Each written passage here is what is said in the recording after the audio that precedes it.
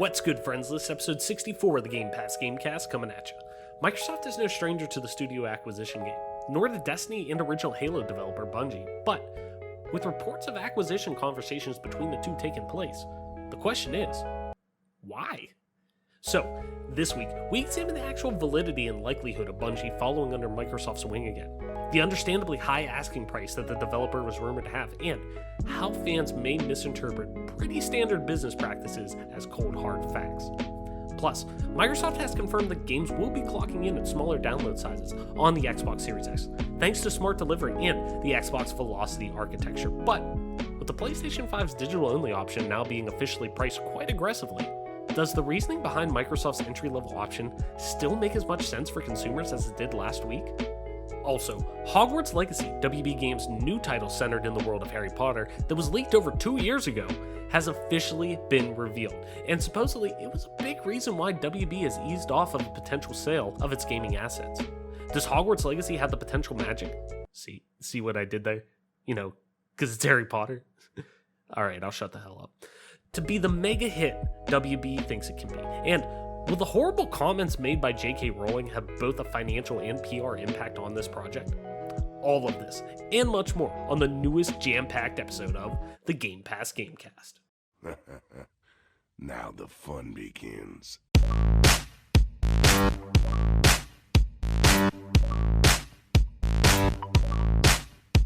Richard.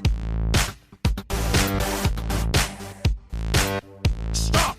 You violated the law.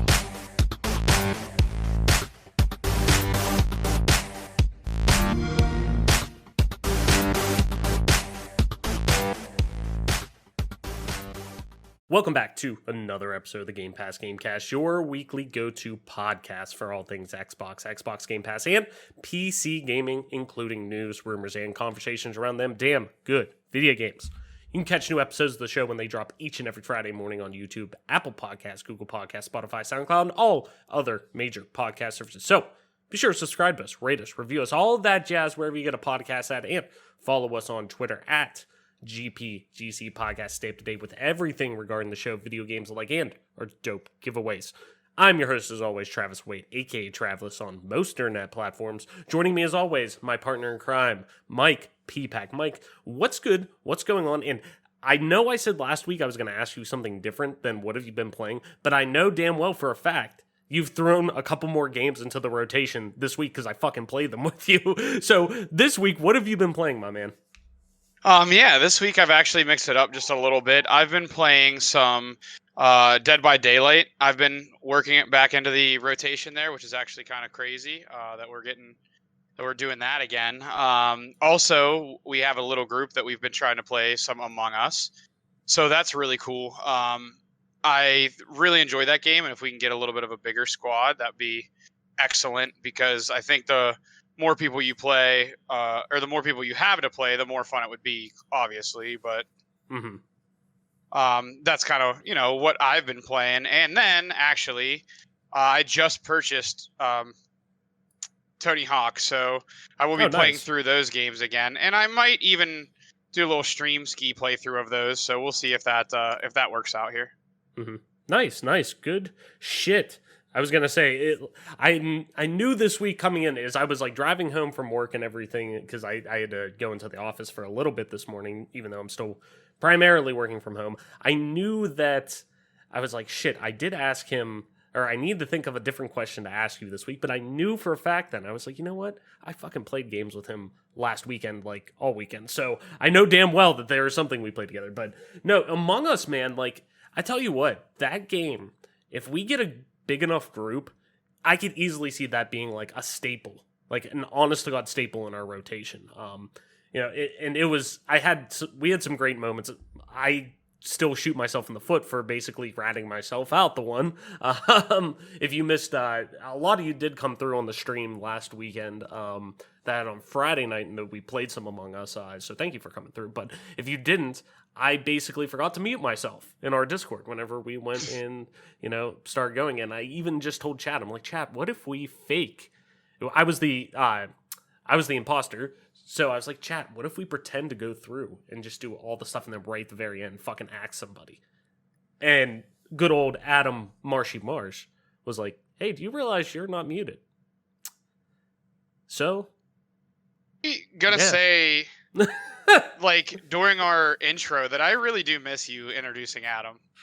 I do too. I mean, he is very, very much so, open to being back on the show, coming back on the show, doing all that. He's just busy. I mean, he's just a busy he ain't guy. Dead. No, he ain't dead. And it wasn't like, oh, I don't want to be on the show anymore. It was literally like, dude, I have a lot on my plate right now. So he's more of we'll bring him in when he wants to come in, and he wants to come in more. It's just right now, just with his schedule and everything like that. But Adam's our boy. He's great. But anyways, Among Us, great game. Had a lot of fun with that. I'm really excited that we're playing Left 4 Dead again. Especially with the new content. Yeah, especially with that new content coming up, man. That's gonna be hype. I'm really excited about that. And it's really cool that, like, you look at something like that with Valve being such a fucking juggernaut in terms of being this entity in gaming, that you look at those who are probably on equivalent juggernaut status with them, like, and we're talking like internationally for the most part. Like, I put them up there, to be honest, with Nintendo in terms of market share and everything like that, because they cover basically the whole PC audience. That you look at how Nintendo handles their IP and what they're able to do with it and what they let the community do with it and let their fans do with it. Then you look at Valve, who's just like, yeah, we don't really want anything to do with it, but hell yeah, go ahead and take the ball and run with it. And they get the support from Valve, they get the blessing, and a community goes out there and makes 26 new maps. 26 for survival. For survival, but still, point being, 26 new fucking maps for survival, plus a whole new campaign that's like, hey, you got our blessing, everything like that. It's wild, man. It's so exciting to see that come out. But outside of that, on my end, wrapped up Marvel's Avengers, the campaign at least, last weekend. And, man, I said it last week, there's a ton that needs a lot of focus, needs a lot of polish, this game is going to be, it has the potential to be a great games as service in like a year to year and a half. But credit where credit is due, I fucking adored the campaign. I really did. Like, I thoroughly, as a comic book nerd, enjoyed the campaign a lot. To the extent that I was like, man, I really wish this wasn't a games as service. I know, I get why it is. I get what they're trying to do with it. All of that jazz. Completely understand. Peel that back. Give me, this campaign 3 times as long, 2 times as long. I think it took me like probably 7 hours to beat, something like that. It really did not take me. It was only a handful of sittings, but it sometimes was a grind, even for those like only like an hour or so I could play it type of thing, where I'm like, geez, I got a couple hours to play games tonight. I do not want to spend it doing this. But, technical issues aside, I really did enjoy the campaign. I don't think I'm going to go back into multiplayer, like, for all I checked out last week. And last week, for all intents and purposes, was my review of the game, for the most part. So go ahead and check last week's episode 63 of the Gamecast. I go into more depth about that. But, there's a great foundation in there. So I'm excited for that. I wrapped that up last week. Outside of that, in terms of Xbox and PC, it's just been kind of like, I'll play some Warzone, jumping in here and there, just as more of a, like, hey, I got like a half an hour to kill. I want to just kind of play something, jump in and jump out, just so I can, I don't know, just fuck around with something, because God knows I'm going to read a fucking book or something like that. I mean, come on, all right? So, jumping in, playing games like that. Nothing really too crazy. I'm disappointed I didn't get a chance to play the last episode of Tell Me Why with my fiance. We just did get a chance this week. I'm hoping to do that do it this weekend, so that I can report back to everyone on next week's show how the conclusion of that wraps up. But the first 2 episodes were fucking fantastic. I can't wait to talk about, hopefully, next week, the finale of that. But Mike, that being said, set into button mash for the week. We're going to go over some quick hit news stories before we jump into our bigger topics this week. So, kicking it off, man. Listings for the Mass Effect Trilogy Remastered, that's been long rumored for quite a long time, have appeared on a Portuguese retail site, Gaming Replay, and have been subsequently removed. As spotted by Nebelion on Twitter, the PlayStation 4, Xbox One, and Nintendo Switch listings offer an October 2020 release date and are emblazoned, I guess. I don't know, words are tough. Emblazoned with the same logo found on the PC, PlayStation 3, and Xbox 360 Mass Effect Trilogy. So keep an eye out on that. Any way that we can play Mass Effect on modern consoles in an easy fucking fashion is great. Especially if it's, to be honest, I know this is an Xbox show, but that coming to Switch, that is really fucking tempting. That's easy to throw in there, and just whenever you're fucking taking a shit, whenever you're just sitting on the couch, not really wanting to do anything, turn your mind off, boom, you can jump in and play a big RPG like that. So I'm getting ahead of myself. Anyways, a group of veteran AAA developers who worked on The Witcher 3, Cyberpunk 2077, Dead Island, and more have banded together to form Star Wars Industries. And today, the studio revealed its first project, a next-gen first-person sci-fi thriller called The Invincible. Star Wars Industries is a new studio, but packs some serious pedigree around the Polish AAA gaming development community. Their first project, The Invincible, focuses on a sci-fi adventure where a scientist traverses a hostile planet to find their missing crewmates. The Invincible will include non-linear storytelling, where the story is shaped by your relationships, quote, choices, and persuasive skills. As it turns out, a missing crew is only the start of your troubles on Regis 3. Don't Nod Entertainment has announced the Ooh, spooky. Don't Nod Entertainment has announced the release date for Twin Mirror, a psychological thriller set in a small town in West Virginia, starring Mike Collins. Twin Mirror will be released on PlayStation 4, Xbox One, and PC via the Epic Game Store on December 1st, 2020. Twin Mirror was announced way back in 2018 and is from the same studio behind the Life is Strange series and the recently released episodic adventure Tell Me Why. Twin Mirror is another Americana set mystery starring a man named Sam Higgs who returned to his hometown for his best friend's funeral. There he uncovers the secrets behind his friend's death using his analytical skills. Higgs can venture into his mind place, which will be physically represented in Twin Mirror. From there, Higgs can piece together clues and recreate scenarios of events to get the truth of what really happened to his friend. This is a game that I kind of had my eye on, but it's been on the back burner since it was pretty much revealed in 2018 and then just basically went silent for the most part since then. And being a big fan of Don't Nod, I will for sure play this game. To be honest, it looks like the weakest link out of all their games so far, but hey, I'm open to it, man. I'm looking forward to it. Star Wars Squadron's creative director Ian S. Fraser has confirmed that HOTAS, throttle and joystick controls, will also be supported on both PlayStation 4 and Xbox One and will be available at launch with the Day 1 patch. That's pretty dope. Everyone expected PC, and I think they confirmed PC way back when that, hey, you're going to be able to do flight stick controls on that, but having that be compatible, Day 1 out the box on PlayStation 4 and Xbox One on consoles, that's really dope. Borderlands 3 fans will have plenty to look forward to through 2020 and beyond, as Gearbox Software and 2K announced new content and next-gen plans for the acclaimed Borderlands sequel. Announced during the company's PAX Online 2020 showcase, Gearbox confirmed that Borderlands is coming to both the PlayStation 5 and Xbox Series X. And if you own the game on current consoles, you'll receive a free upgrade to the respective next-gen version, and be able to carry across all saves and additional purchases.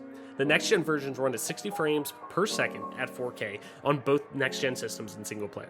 And the arrival of these next-gen versions will also bring two requested features that will be available to PS4 and Xbox One players via a free patch: 4-player split screen and the option to do vertical split screen in 2-player co-op. Meanwhile, Gearbox also confirmed additional DLC coming later this year. While the next paid DLC won't be similar to the campaign's DLCs, they have been part of the season pass, and it will include both a new game mode and a new skill tree for each Vault Hunter, which also means new action skills. Head of Xbox Phil Spencer took multiple video interviews in July 2020 with an Xbox Series S simply sitting on his shelf and nobody noticed. The official Xbox Twitter account revealed the fun fact that in the hashtag GameLab20 keynote fireside, Spencer had the unannounced Xbox Series S on a shelf over his left shoulder the whole time. And finally, Psyonix has announced that Rocket League will officially be going free to play on September 23rd, 2020 at 8 a.m. Pacific Time, 11 a.m. Eastern, and 4 p.m. British Standard Time. So, Mike, with all that being said, anything you want to touch on before we head into our big topics that we ran through button mash? Yeah, I think a couple things that stick out. The one that sticks out a lot to me is the the Mass Effect Remastered trilogy that's going to be coming out. I know that's a game that we kind of pump the tires on regularly, like pump the tires of it regularly on this show in particular. And, for some of our listeners, sure there's a lot or a few that may have never played that game. And it'll just be really great that, there's going to be optimizations made. So modern consoles, are able to run this game a lot better than what it has because, you said on your Xbox Series X, Xbox One X, that basically, it wasn't running that great. It looked really dated. So I'm just excited that, they're going to be re-releasing this game so people can enjoy it in a little bit more modern version of the game that, is a lot more flawless. Now, if we could just get, Bethesda to do Morrowind and Fallout 3, that'd be terrific because Fallout 3 especially is like horrendously bad on PC as far as just straight up just running because the game just doesn't like to run. Outside of that, the Phil Spencer, it's a very Microsoft thing to do to have an Easter egg just wide out in the open there. They love to put redemption codes in their games, game release or game trailers and things of that nature, so that's really cool. And then I'm excited about a lot of things. The developer that is basically almost like headhunted some of the top talent to form a new studio. I'm really excited for that, so I don't want to downplay that, but I'm also really excited and potentially the most excited for Rocket League to go free to play because I already bought the game, and it's kind of like Siege where I bought the game and then they're going to release it for free, which really sucks. So it makes me like wonder if I should even bother buying some of these games going forward. But as it is, I'm just excited because, a couple of other guys in our group would like, oh yeah, I have it on PlayStation. Like Marshy has it on PlayStation or whatever. It'll just be nice that it'll be free to play. So if we're just looking for something a little bit, less intense or anything of that nature, everyone can just download it because it's free. So there's really no excuse to not play that game. Right, yeah, it's just literally another feather in the cap, another cog in the wheel that we can just always have there to play, always be in the rotation that if we ever want to jump into it. And I mean, we've known that Psyonix was taking Rocket League free to play a while ago, but now having this actual confirmed date obviously definitely helps everyone kind of get on the same page with everything. But definitely, I mean, obviously, to me, the biggest thing out of all this, is probably... I'm surprised it wasn't revealed today, to be honest. We're recording on Thursday. I'm surprised it wasn't revealed at the Nintendo Switch, the Nintendo Direct Mini Partner Showcase, whatever the fuck they call it anymore. The Partner Showcase with all the third-party stuff that was put out. I'm shocked they didn't put it there, because I feel like this is going to have the same treatment as the Dark Souls Remastered whenever it's first showcased. Like, I was figuring to be like that because that was first revealed by Nintendo on a Switch Direct Mini. So, like, to me, I was like, that lines up a lot with it. We're getting so many leaks now with this being a real thing, yada yada. So, I'm surprised we didn't see it yet. But once we do, I mean, that's going to be one of the biggest things. Mass Effect, even though take Andromeda out of it, is still one of those franchises that is beloved in gaming, like across gaming. It's just one of those staples. I mean, regularly you hear people talk still of favorite RPG of all time, Mass Effect 2. So it's just one of those games that I'm so excited to get into. I've never played 3. I played the first 2, but I've never played 3. So I'd love to get in, dive in, and play that, even though I heard 3 is kind of divisive. But it is what it is. I want to definitely check that out. So to me, that's huge. And then Phil having a fucking Xbox Series S in the background on a shelf doesn't shock me in the least little bit. I mean, that thing's just like a fucking trade paperback book as it is, the size of it. So just fucking sneakily having it in there, being like, having it in the background doesn't fucking shock me either. So, go ahead. There's a breaking news that is relevant to me and some others, but not a whole ton of people on this show. But Okay. the HCS just released a blog post. Okay. Where the game is going to, the HCS is going to pivot to Halo 5 competitions going forward as far as on Xbox. They are going to start, like, the main tournament line is going to be on Halo 5. But with the release of ODST, because, Halo and HCS, and I don't know why they would do it, but they're releasing the ODST version of the game, which comes with a super important hit reg update for multiplayer. Since that isn't released yet and it's going to be released soon, they are moving all the Halo 3. They're still going to have Halo 3 tournaments, and they're moving them to Fridays.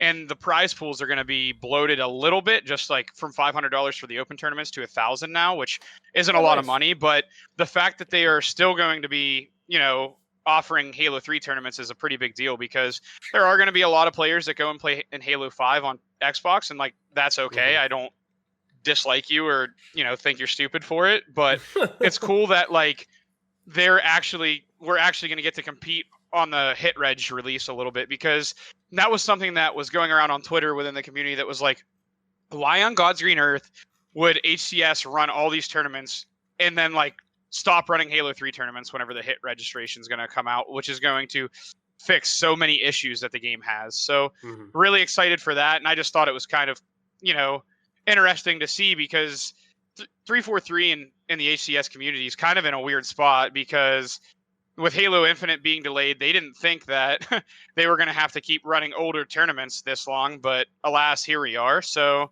we'll get through it, but I just wanted to slide that into Button Mash really quickly before getting on to our bigger topics. Hell yeah, man. No, that's definitely, it's cool to see that they're still saying, hey, we're sticking with, our the MCC content, the older content, getting that upgrade or update, hopefully. And then also, too, throwing more money into it. That's never a bad thing. So yeah, I mean, even though it's such a small amount, it's still, awesome to see, because there's going to be people like me who, like, I want to support HCS, don't get me wrong, but I'm not going to go back to play Halo 5 on Xbox on 60 frames a second, on 70 or on 80 point of view. Like, that's not going to happen. You know what I mean? I'm going to still play on PC. And if Halo 5 actually released a port on PC, I might play it. But as of right now, that's not in the cards, I don't think. I mean, it's on PC, but they don't have matchmaking or anything. So it's like you just have to play custom games and stuff, which is still kind of cool. But I'm not interested in that as much. Yeah, no, I feel you. With that being said, Mike, let's head into our big topics for this week. Kicking it off with Microsoft held talks to buy Bungie. A report coming out of Eurogamer from Tom Phillips, as always. Link in the description. Go over there, give Tom and all of the authors we read through here, all their articles, go over there, give them clicks. Microsoft and Bungie have held acquisition talks, according to a new report which Eurogamer's own sources can corroborate. I can't fucking talk. Corroborate. The Destiny and former Halo developer has been fully independent since it departed its previous publishing deal with Activision last year. Speaking on the GamesBeat's podcast, VentureBeat's Jeff Grubb said he had heard Microsoft and Bungie had been in discussions, although the two companies had not been able to agree on a sale price. I've independently heard these talks have taken place, driven on Bungie's side by a desire to raise new funds for the studio, its projects, and staff. The veteran studio recently committed to a new 3-year development plan for Destiny 2, while quietly incubating ideas for its future, something previously boosted by a $100 million injection from Chinese publisher NetEase. But Bungie does not come cheap. Something Activision found out over its own partnership with the Destiny maker, and one of the reasons that the publisher was eventually happy to walk away. I understand Microsoft has not yet been able to agree on its asking price. Of course, any potential acquisition by Microsoft would mark a homecoming for Bungie. Before Destiny, Bungie was renowned for its work on the Halo series, which quickly became Xbox flagship franchise, and which has faced mixed fortunes since. Microsoft originally bought Bungie back in 2000, while it was midway through the development of Halo Combat Evolved for the original Xbox. 4 sequels followed, though the two companies had already split by the time 2009's Halo 3 ODST released. 2010's Halo Reach, marked Bungie's swan song for the franchise it helped create, and the beginning of a 4-year release hiatus for the studio before the first Destiny was released in 2014. This November, Destiny 2 will kick off its 4th year, a little later than planned, with the arrival of new expansion Beyond Light on current and next-gen consoles. Since its departure from Activision, Bungie has dropped its previous agreement where parts of each new Destiny game and expansion were released on PlayStation platforms first, a longtime bugbear for Xbox owners. Then, in July this year, Bungie and Microsoft announced the forthcoming Beyond Light would launch straight onto Game Pass, marking a new cozying up of the two companies. Destiny 2 and its current expansion Forsaken and Shadowkeep are also now available via Microsoft's subscription service. And then an update to the article that kind of followed, after. Bungie has attempted to douse reports it has discussions acquisitions with Microsoft. Replying on Twitter to interpret tipster Nibel, Bungie boss Pete Parsons said it was, quote, false that Microsoft had been in talks to acquire Bungie multiple times and that each time the talks had fallen through due to Bungie's price. It's a broad-handed denial to a very specific tweet which summed up information discussed on the GamesBeat podcast, but it also seems to be Bungie's response to the story. So, there is a lot to unpack with this report, really on both sides of the spectrum. Obviously, the infinite delay has a lot of fans uneasy about the game in general, and with Joseph Staten being brought back to help navigate the development of the game recently, I think some positivity has started to return surrounding the game. It was a move that fans did want to see and felt good about, I think, overall, at least in terms of doing that. But I think these two narratives are really separate from each other. And honestly, I fully believe that Bungie never had super serious talks with Microsoft, and I'll touch on that in a minute, but I'm more curious to see what this equates to with Microsoft's first-party studio. So, first off, Mike, is Bungie's heavy price tag justifiable given not only Destiny's lifetime success, now over 167 million players to date since their anniversary a couple weeks ago, but just gaining their true quote-unquote freedom from Activision not that long ago, something they probably want to hold on to unless they're getting, the whole fucking farm.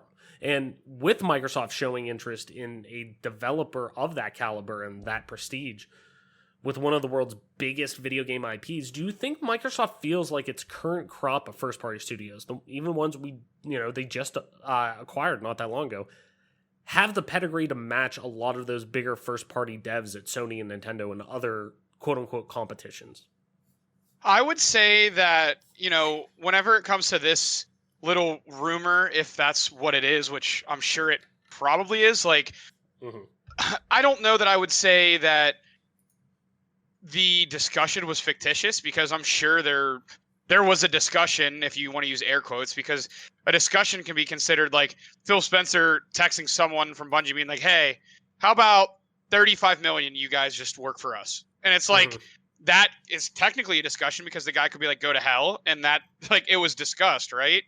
So as far as what the legitimacy and what has actually happened, that's probably between those two parties, which is something that we talked about whenever, the AT&T deal with Warner Brothers was gonna, potentially happen. For me, I see, if Microsoft were to, let's break this part. I want to break this down in a few parts. So let's say there's a situation where they actually were to acquire Bungie. That's a pretty fucking heavy hitting development studio to have as on your team as a, first party developer. So I don't think it's going to happen. But that's, a pretty good answer to Sony being dominant in that, that side of the game, if you will. Now let's say there was actually discussions for Microsoft to buy Bungie. And it, isn't going to happen or fell through or whatever the case may be, whether they were serious negotiations or not. I would highly doubt it, because I don't think Bungie would want to go back to Microsoft. I don't know that it was a broken relationship to when Bungie left, but Bungie wanted to do their own thing. Microsoft, said you're going to have to work on Halo if you're here, and I can respect Bungie moving on. They didn't want to do it anymore. They didn't have their heart in it, so it's better for them to just move on. But I don't necessarily think Bungie holds it against Microsoft, because clearly since post Bungie life with Halo, at least, it's just been a disaster. You know what I mean? So Bungie looks at that and says, Microsoft was probably right for trying to hang on to us. But it's a situation where the term or the mindset, everything has a price, kind of comes to mind. because it's a situation where if they were seriously trying to get the Warner Brothers Studios, and Microsoft was willing to fork out the money that it was going to get, Bungie is probably less than, I would say, that studio.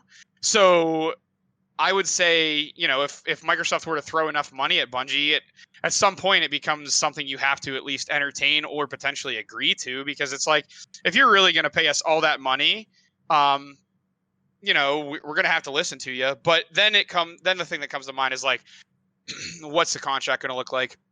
How long are we going to be signed? What do we have to work on? Those little nitpicky things that, come with contract negotiations would then come up after the acquisition or during it. But I don't see this as like a real thing. Like I said, I'm not going to say it's a lie or anything. I just don't think it's like actually going to happen. But scumbag me, puts on the scumbag devil's advocate. You could pump your tires a little bit. I mean, my God. It's just like, I don't want to get my hopes up. And basically, like, I know they're not going to come back and make Halo, but it's just a situation where, like, if Phil Spencer's doing it just to, like, scum them into making Halo, I'm all for it. But even if, like that's the scumbag in me. But I just hope that if the two parties are going to reunite, which I don't think is like impossible or never going to happen. I would just hope that it's for the right reasons. They let Bungie do their own thing. They don't try to like strong arm them into something that Bungie's not interested in doing. And just kind of, it's just a situation where we need first party Microsoft games, and Bungie is one of the, they're one of the best to ever do it when it comes to game development. I'm not, ignorant enough to pretend like Bungie's not a special game dev studio, even though they did my favorite franchise dirty. It is what it is, and I would love to see them join Team Microsoft and start making games again for Microsoft, because Lord knows that's the one thing Microsoft really needs. Because as we saw last night with the Sony thing and the pricing and everything, they kind of strong arms Sony to at least match their prices, which is kind of what I said was going to happen. I didn't think Sony could undercut them at all, but I thought they would at least match the prices, which they did. And, it's one of the only ways that they're going to be able to try to compete with Sony is to get better first party studios. And that's it. Yeah. No. And I want to emphasize, like, when I see this whole report come out, the one thing people have to realize is this is very much a business report. This isn't necessarily like, obviously Microsoft is being so transparent with everything they do, both business side, consumer side, everything, so, hearing something like this, it doesn't shock me, because people need to realize within business in general, especially at this level with large scale companies and whatnot, like, calls happen. Like, discussions happen, stuff that we don't even fucking know about, ever. I mean, I guarantee there's been conversations with Bungie far before this of coming back and seeing what their asking prices. Like, I guarantee that Microsoft and Bungie had conversations. Were those conversations actually, did they lead to anything? Was it more than just a, hey, let's get on the phone and talk, and just bullshit a little bit, and then you throw out there, so if you guys were to sell, what would the price be? Type something like that. And then they find out, okay, I don't think we're interested, but, I at least wanted to put a feeler out, yada, yada.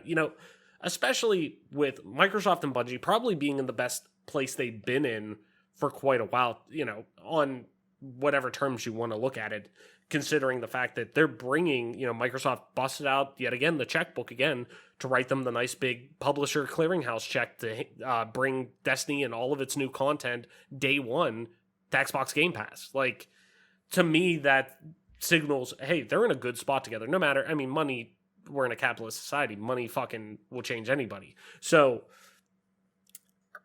I think it's ignorant to think that, no, these just didn't happen. They never talked. They never did. Like, fuck out of here. Of course they did. Of course they talked. Of course they did. But it's the seriousness of what those conversations were.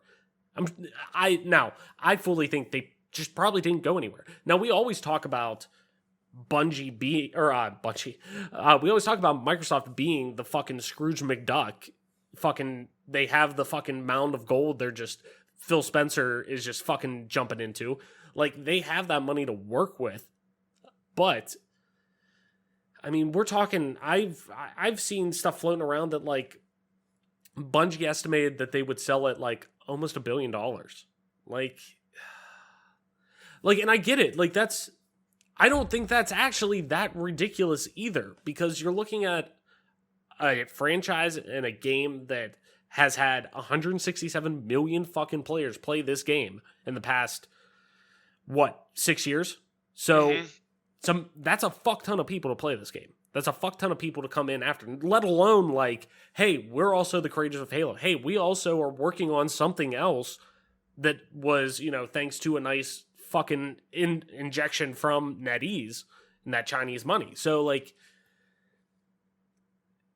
there's a lot. It's a multifaceted entity that I don't think is like, oh yeah, we just, make Destiny 2 and put out some up. No, like, they are so fucking profitable, especially moving forward now that they're making their own money. And I guarantee at the same time, they also looked at it as, whenever I guarantee, because no matter what, everyone has a price on something, Right.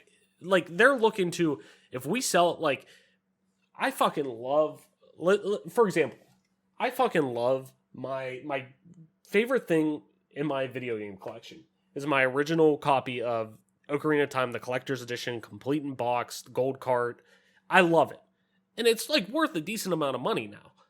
But, like, it's one of those things, I'll never sell that. I want to, like, hold on to that forever. But if somebody offered me, like, $5,000 for it, you're fucking right, I'm selling it. Like, $5,000, like, that'd be stupid not to take that for that. You know what I mean? So, like, everything has a price, unfortunately, because we live in a fucking, capitalist society. But the fact that if they can make $1 billion off of a sale for that entity, and I'm just throwing that out there because that's supposedly the rumor mill churned out that was around the price range. But if they're looking at that, like, that's not just the cost of everything they have, that like, physically, that you're getting from the IP, the franchise, the player base, everything like that. But it's the freedom they just fucking got from out of Activision, that they're able to actually control their destiny, no pun intended, but, they're actually able to control what they want to do in the future moving forward and not have to worry about a large scale, AAA third party publisher breathing down their neck saying, well, no, you got to add in more X, Y, and Z, microtransactions, or you got to make this more profitable. You have to design the game to do this, so we can make more money, or you got to launch at this price point. No, we don't want you going free to play because we want to make money off, per unit sales and stuff like that. We find that more profitable.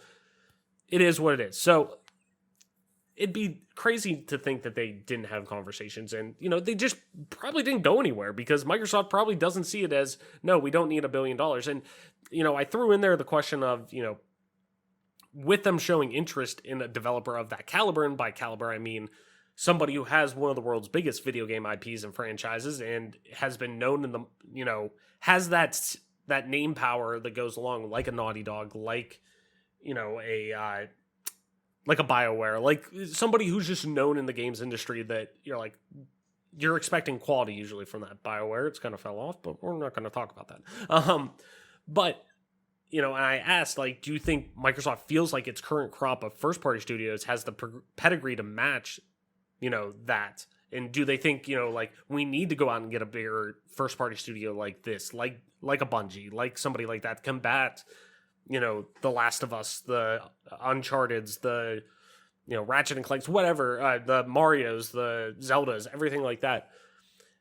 And I want to say no, because that's not the game they're playing necessarily. And it even kind of looks like it could, from the outside looking in, you say, like, yeah, they probably need a bigger name in their, in their stable of first-party developers, because, 343 is great, but it's built from the ground up to take control of a franchise that they didn't create themselves. Same with the Coalition. Coalition's fucking great. They're fucking outstanding, but they're the Gears of War development team that was built after, Epic pieced out the original creators of the game, and they were built around it to make that game. So they're only making Gears of War. So it limits that. Like, at least when you think of these large-scale development teams, these ones with all this pedigree, like a Naughty Dog, like, you know, Nintendo R&D, like, you know, there's multi-facets to it that they can go different directions to it compared to, you know,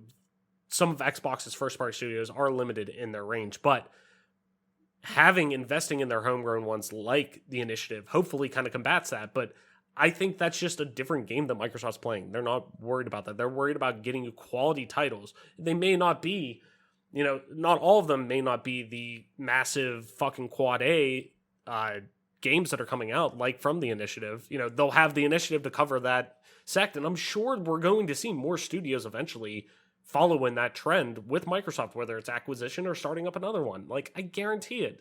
They have the money to do that, but right now, they're more worried about just getting people into Game Pass, getting people into play games, whether it's their games, you know, whether it's third-party games, whatever's in the Xbox or whatever's in the Game Pass ecosystem, they want people in playing that. That's what they're worried about. So, you know, I don't think they do, because I think it's naturally going to eventually get there. But right now, I think they're good. They're not playing that game to get there. They're worried about making quality games first, not necessarily large-scale, big-budget, you know, things like Destiny. Those will come, and they do have bigger budget games. Now they're able to fund, you know, give bigger budgets to, you know, teams like Ninja Theory, who, you know, was a much smaller team and still is smaller, but a much bigger budget to Senua's Sacrifice 2, you know. So I'm really excited for the future with Microsoft because of things like that I just don't think they need to jump out there and get that. But anyways, Mike, let's move on to our next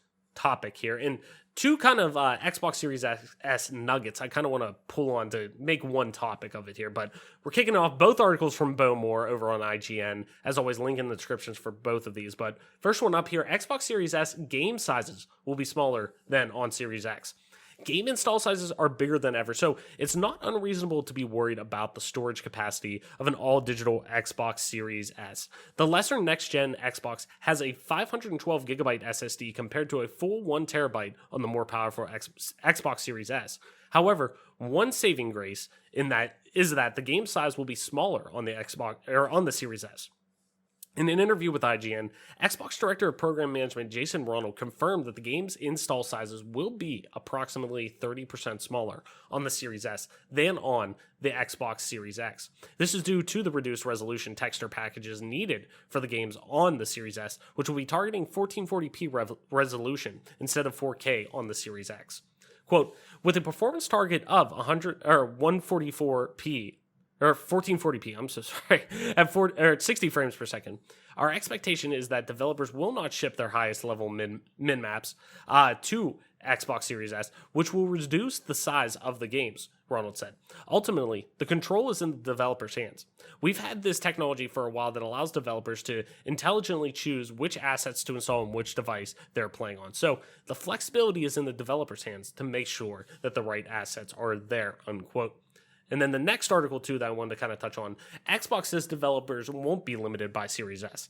Kind of broaching another topic, again, that we've talked about before, but kind of some extra information I wanted to throw in there.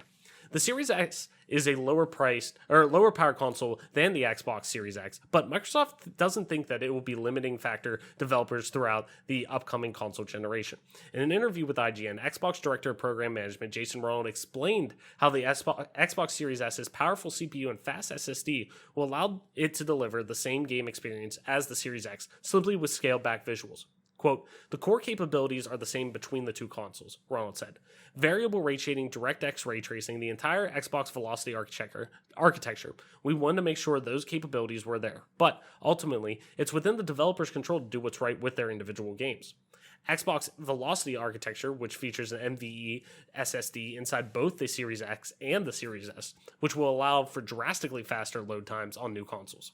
In theory, it'll also change how developers can approach things like level design, as things like long corridors and unnecessary elevator rides will no longer be necessary to hide the load times required of slower old-gen spinning disk hard drives. Quote, The areas that usually create the biggest challenge for developers, things like CPU performance and IO performance, those things that were really critically important to us to make sure that they were symmetrically across the Xbox Series S and Series X, because those are the areas that are really going to unlock kind of the next level of game design in that transformative game experience, Ronald said. And then developers already are really good at being able to scale up and scale down on the visual quality as they see fit for their players. Roland also confirmed that the Series S will target 1440p resolution. The system is fully capable of outputting a 4K signal, and it will be up to game developers to decide what native resolution they want their games rendering at. Quote, "The way that we designed the developer environment was that a developer would ideally target 4K at 60, up to 120 frames on the Xbox Series X, and they could easily scale down to the Series S by reducing the rendering resolution to 1440p," Roland said. But they're not locked into that. So developers can choose to use the power of the S if they want to see it fit. So in some cases, they may choose to render at say 1080p and then use the extra GPU headroom for things like better anti-aliasing or better graphical effects. On the other hand, the developer may choose to do something like 120 frames if that's right for the title, and that may result in resolution trade-offs, unquote. So I know this is kind of a, well, yeah, water is wet and water is wet type of moment whenever it comes to smaller game sizes and, things like that, and being able to scale some of these experiences because they're taking this PC approach.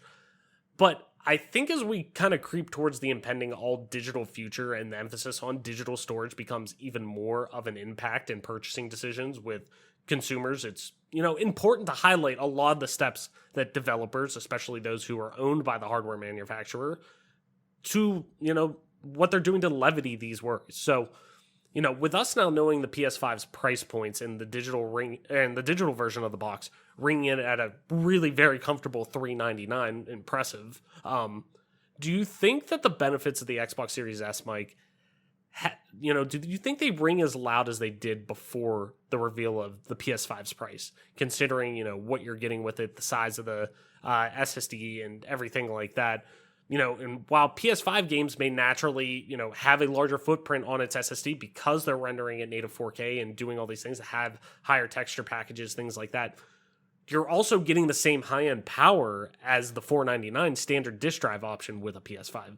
So does 1440p at the same time still sound like a valid option given what we know now? I think it's something that I guess personally I may not have as big of an issue with as other people. Basically, I grew up you're a PC gamer too. So yeah. You're used and I don't to play playing PC at like games 1080 on 1440 as it is. Right. I play 1080p. Right, to get the higher frame rates too. Yeah. So I think to me it's a lot less of an issue than to other people, and this comes from just basically struggling playing Counter-Strike on a computer that I got like 40 frames a second when I was younger. I have basically conditioned myself to shitty conditions that anytime I get any type of increase, it's like such a blessing almost. So there might be people out there that says like, this is pathetic. This isn't like, it's not the same console and it's only $100 less and it's not going to do quite as much. Like all that stuff is like just hee-hawing about garbage. Like the people that are going to buy the Xbox Series X are going to be people who aren't quite at the enthusiast level, who might just want to get entrance into the next generation, whose parents might not have a lot of money but want to give little Johnny the latest and greatest at Christmas time. And little Johnny's not going to tell that it's not going to, be upset that it's on a 4K because he doesn't even have a 4K TV. He basically to me, if you are crying about the fact that this might not be in 4K all the time, you have a 4K 50-inch TV that you play games on, which is awesome, but I play on 24-inch monitors. I have a 24-inch monitor I play my Xbox on. I have a 24-inch monitor I play my PC games on.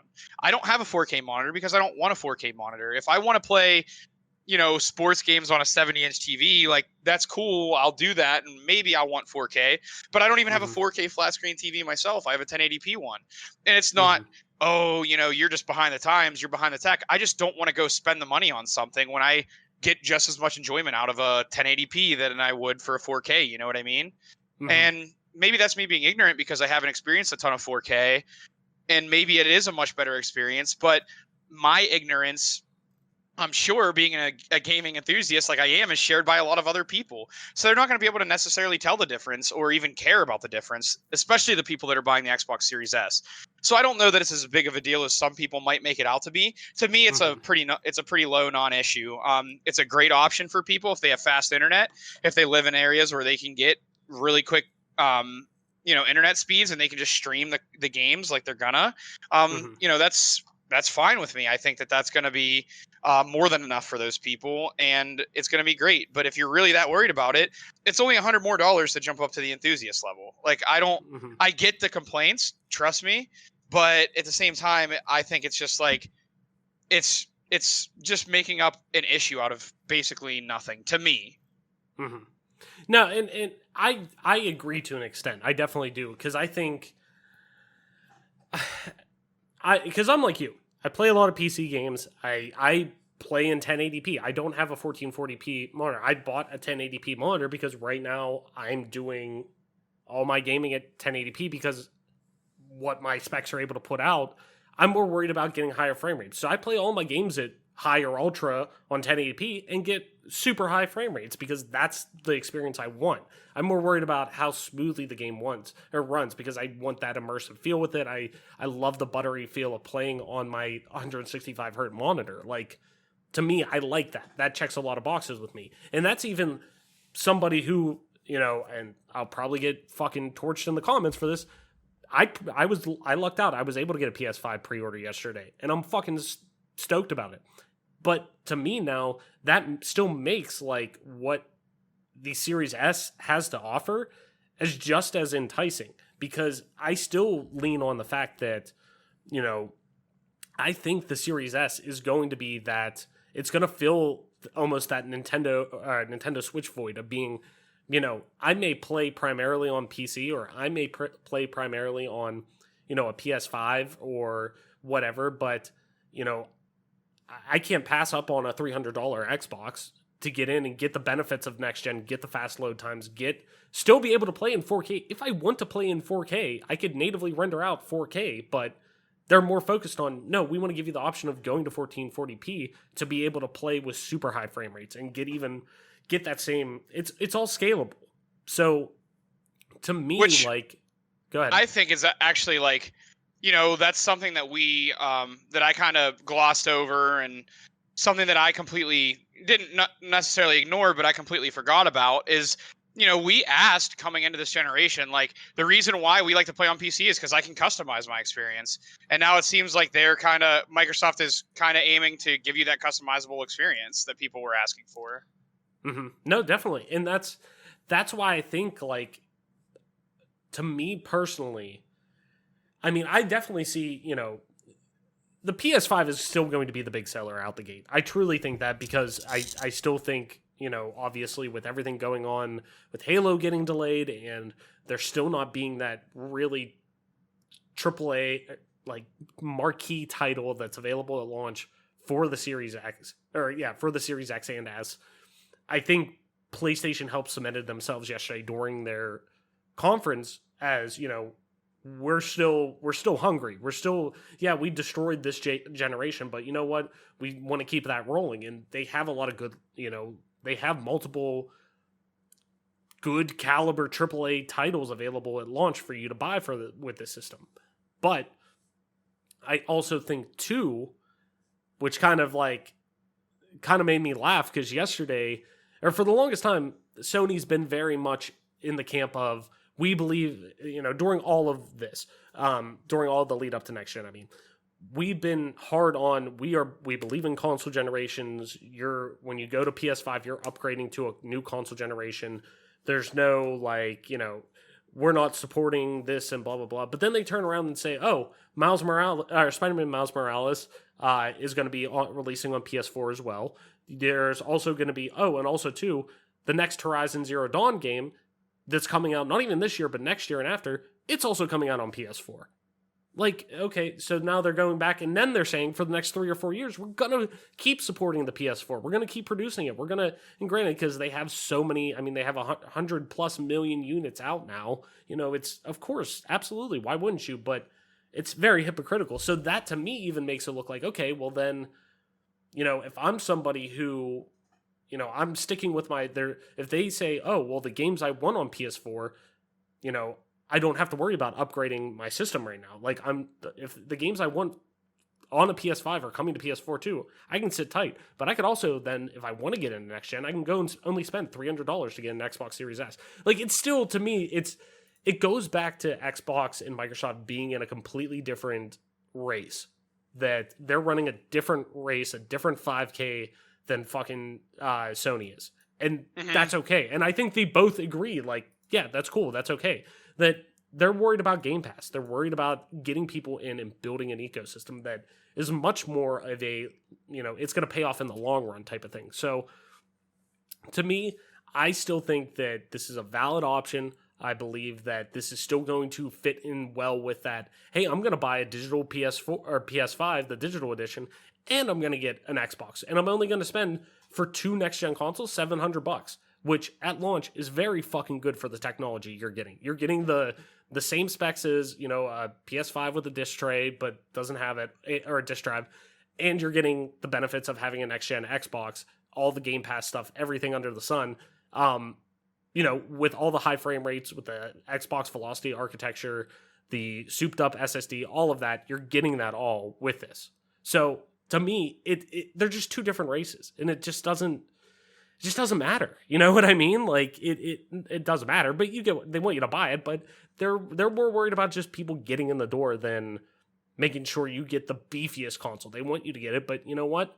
If they sell millions and millions and millions of the Xbox Series S's, they're going to be fucking ecstatic as well. So that means more people in Game Pass, more people in their ecosystem. So, Mike, let's head into our last news topic for this week. Hogwarts Legacy is an open world Harry Potter game coming to PS5, Xbox Series X, and PC. This comes from Nick Stat over on The Verge, as always, link in the description. Hogwarts Legacy is a new Harry Potter open world game releasing next year across all major platforms. Warner Brothers announced on Wednesday as part of Sony's PlayStation 5 price reveal live stream event. The game, developed by Disney Infinity developer Avalanche Software, is set in the 1800s at the iconic Hogwarts from the book series, but given its time period, it will not involve playing as the series' titular character, Harry Potter. Instead, the trailer gives the impression that players will create their own character and engage in all manners of wizard and witch-related activities. In a press release, Warner Brothers described the game as, quote, an open-world single-player action role-playing video game set in the 1800 wizarding world, where players, quote, will experience life as a student at Hogwarts of witchcraft and wizardry like never before, as they live the unwritten and embark on a dangerous journey to uncover the hidden truths of the wizarding world. The game says players will grow their magical abilities by mastering spells, brewing potions, and taming fantastic beasts, adding that the game will include familiar locations like the Forbidden Forest and Hogsmeade Village. The reveal confirms long-running rumors following a massive 2018 leak of an open-world game set in the Harry Potter universe. Warner Brothers has confirmed the game will release sometime in 2021 for PC, PS5, PS4, Xbox One, and Xbox Series X/S. It's being published and overseen by Warner Brothers Portkey Games, the development team formed in 2017 to shepherd the new game's entries in the Harry Potter franchise. In a blog post to Sony's website, Avalanche revealed its involvement with Hogwarts Legacy. Quote, the Portkey Games label gave us a unique opportunity to return to Hogwarts during a different era. We are always asking ourselves, how can we draw from the rich library of characters, creatures, and themes, and imagine how those details would influence the schools more than a century before Harry Potter's arrival, writes Avalanche's story head Adrian Robb. Quote, who was the headmaster? What challenges did the students face? What influenced their society before Tom Riddle, before Newt Scamander? I like to say that what we're giving fans is something familiar in a way they've never seen before. And then also an update to the story to clarify that Warner Brothers Studios Avalanche Software is developing the title under the publishing name of Portkey Games as well. So this is kind of another one of those worst kept secrets in games, as for the fact that this fucking game leaked with a full fucking trailer over 2.5 years ago, which is absolutely fucking bananas. That it just went fucking silent after that, and everyone's like doing the like non-conspicuous like whistling like doo doo doo doo doo like. Now, granted, it did look like the game was very early in development. A lot of the textures looked very much pre-alpha, but Man, does Warner Brothers have trouble keeping their fucking games under lock and key? I mean, they need to stop doing fucking focus groups because those people who partake in them clearly don't give a fuck about NDAs at all. But it is interesting to note, though, Engadget did a report, too, that this title was supposedly one of the main reasons why the new leadership team at WB Games backed off its sales campaign for their, games entity, I guess. So with that being said, Mike, do you think a title such as this, with such a large, rabid fan base and an experience that many consumers and many fans have been asking for quite some time, could be strong enough to pump the brakes on what could have been really an industry-shaking sale? Do you think this was enough to say, yeah, let's hang on and check this game out because we feel like this could really be one of the main reasons in wise investments we say? And also, too, just to kind of throw in there, because I want to make sure I highlight that she is a piece of shit. Do you think that the backlash on J.K. Rowling being a shitty person will have any impact on the sales performance and public reception of this game? They kept saying, like, we've already seen WB move away from her acknowledgement and do put it under Portkey Games and everything like that. What do you think? I think that, if she's not going to be... Now, whenever... I guess it's tricky because the question then comes up where, like, is she going to be able to receive any compensation for the game? Because I know Warner Brothers, has moved away from acknowledging her, but, like, she still probably owns Harry Potter, right? Mm-hmm. So she's still going to be compensated.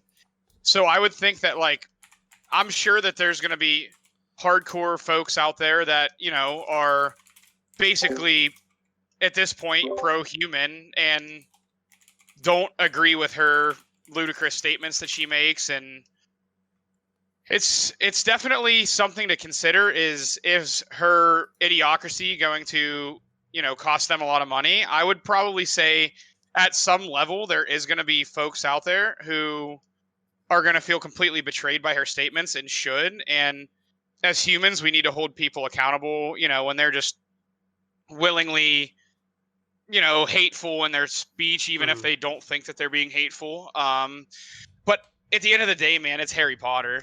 I mean, this game's going to sell gangbusters, right? Like, there are going to be people who love Harry Potter and they won't really care if J.K. Rowling says the most ridiculous shit because they just want to play a Harry Potter game.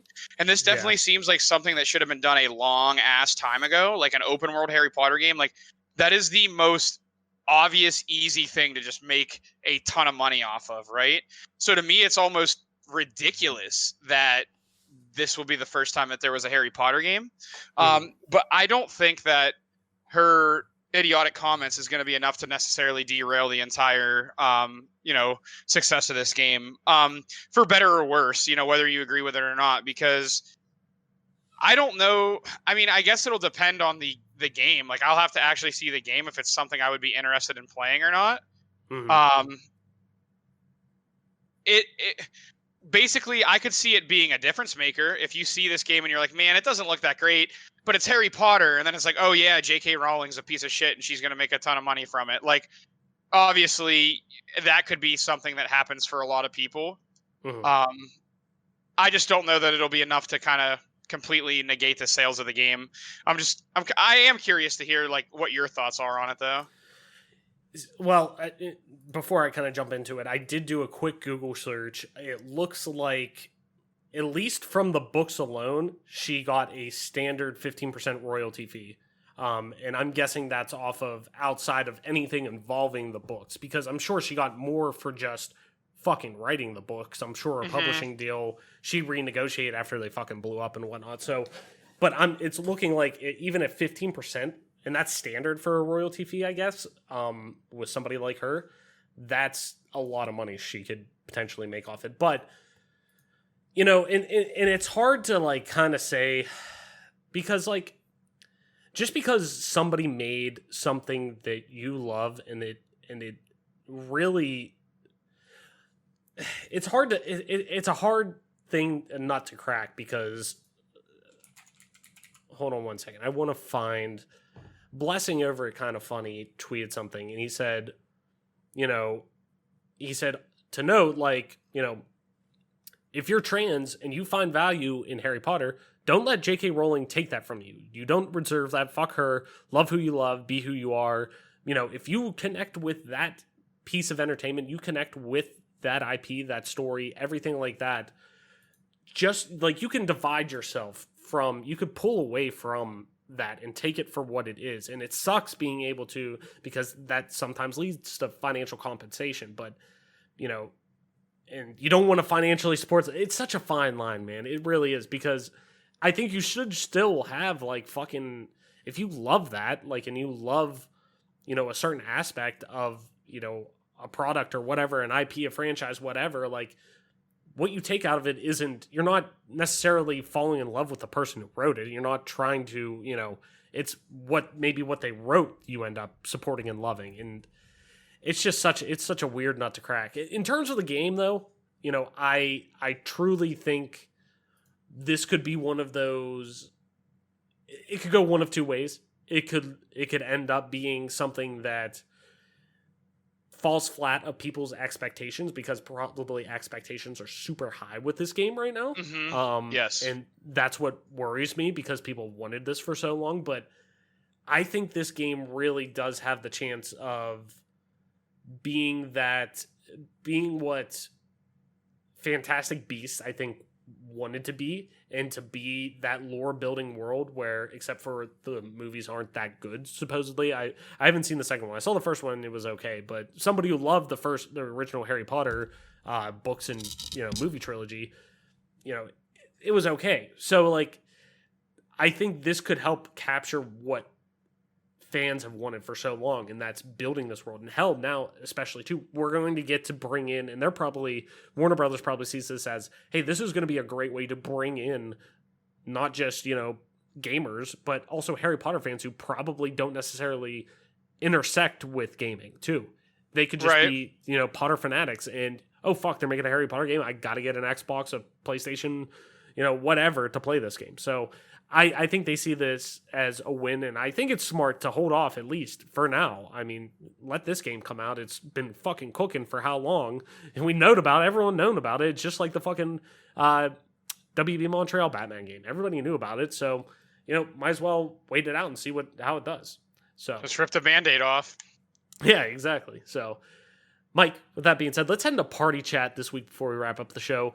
If you're new to the show, Party Chat is where we propose one question each week at the end of the show that we want to discuss. Discuss. We're almost there, Travis. We're almost there.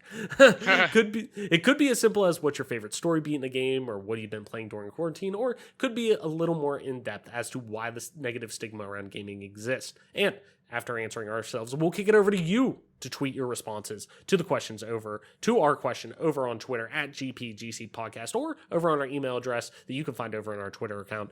And we'll read some of those responses the following week. Last week's question: if you could pick one game from the original Xbox or PC era, say 2001 to 2005, to receive a complete remake akin to the likes of Shadow of the Colossus, Final Fantasy VII Remake, and now Prince of Persia: The Sands of Time, what game would it be and why? And Westland Gaming over on Twitter responded saying, I'd actually like to see Max Payne, I'm guessing the first one, original Max Payne game, get a full The remake. movie? No, not the fucking shitty fucking Mark Wahlberg movie. I thought that movie was great. I had a fantastic time in theaters. I'm sure you did. I'm sure you did.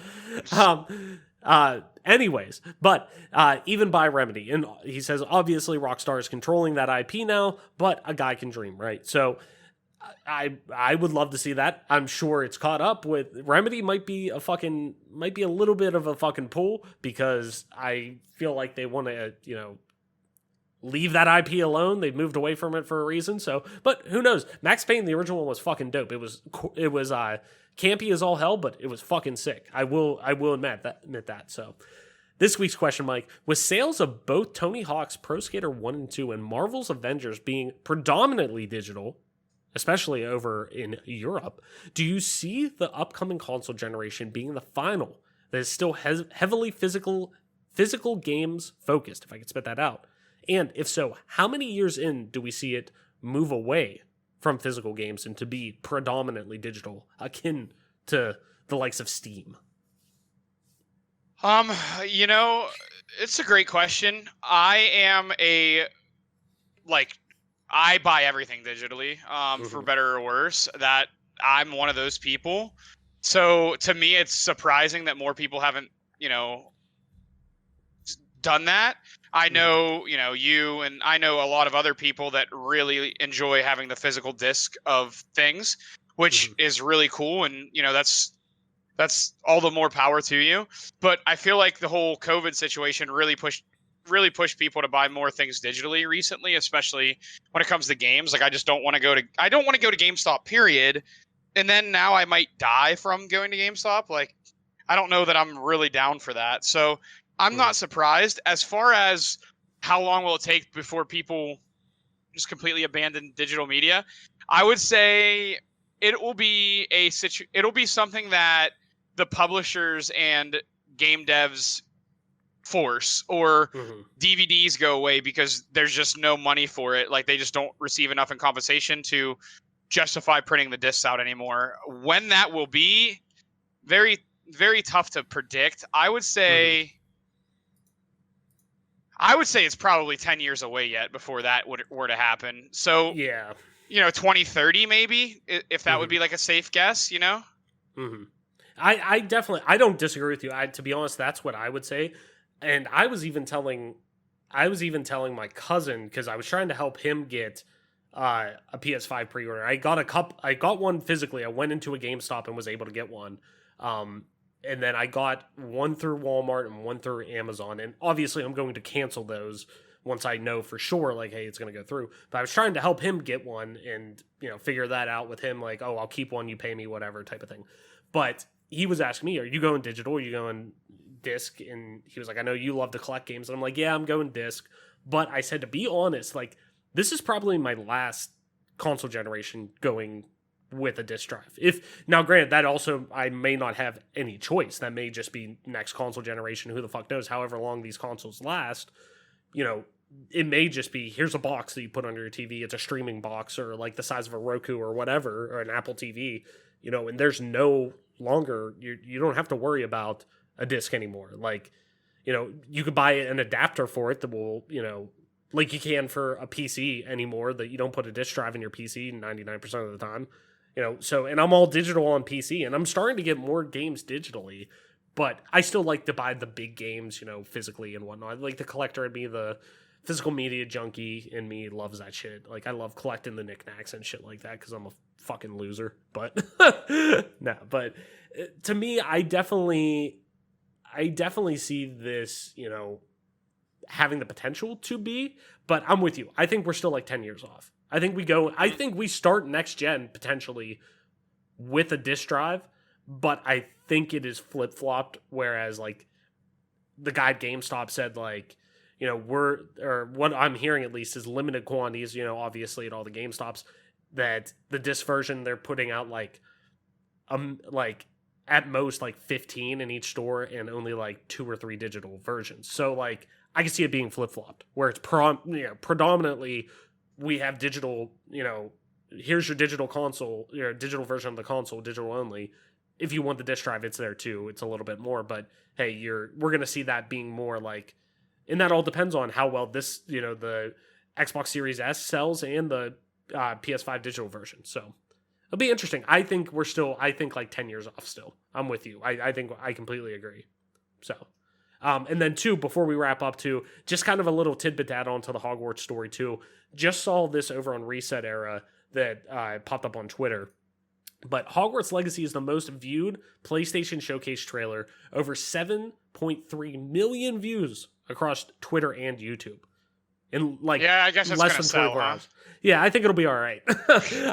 I think people are cool with saying fuck J.K. Rowling and letting her know she's a piece of shit, while also, buying the game and probably giving her money. I guess people are cool with that. So, or at least it seems like it. But Mike, that's going to do it for this week's episode. Why don't you tell people where they can find you on the interwebs? Talk about all the dope video game shit we talked about, whether it be Bungie potentially, being bought by Microsoft, whether it be all the dopeness that the Xbox Series S is, because I'm holding to it, still a fucking good buy. Please buy it. Or Hogwarts Legacy, anything we talked about today. Where can people find you? Yes, you can find me on Twitter at TOYSXL DIER. Yeah, geez. There we That's go. Toy Soldier with an O or with an X instead of the second O. And you can find me on Twitch at MP_Toy Soldier. And yeah, come hang out. Tell me that I'm an idiot. Make fun of me for playing video games, and because we're big nerd versions here. So Fuck yeah, dude. just make sure you come let us know that. I wear it with a badge of honor anymore, just right there on your sleeve.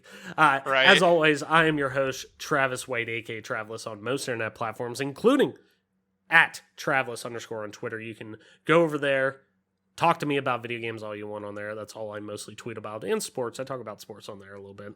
The old sports ball. But you can also find me streaming time to time on twitch.tv/Travelus_, same as Twitter. And if you want to play some video games with me over on Xbox Live, you can do so at just regular Traveless. That's TRAVLESS, no underscore.